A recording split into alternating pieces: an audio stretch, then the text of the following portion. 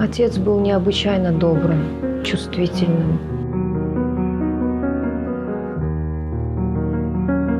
Heyran qalırlar onun ifasına. Və bir müddət sonra deyirlər ki, elə bu musiqiçini gəlin dəvət edə Tbilisiyə. Ayrı seçkilik, şəxsi qərəzlik də az faktor deyil. Rauf Hacıyev o zaman Tbilisiyə gəlir.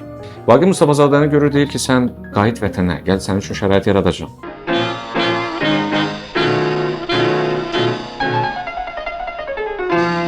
Sevil vokal partiyeti yaranıb, televiziyada mütəmadi çıxış edir.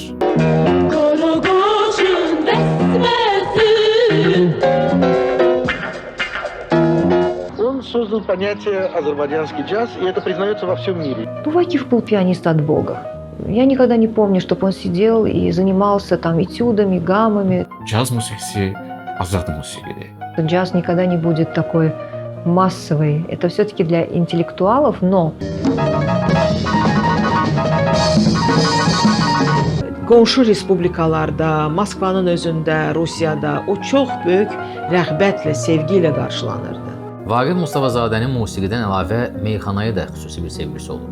O məqamda Узканор deyir ki, bu dünyanın ən lirik pianoçusudur. Одним из тех немногих музыкантов, который никогда никому не подражал.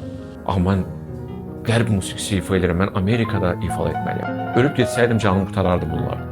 и после этого у него был первый инфаркт.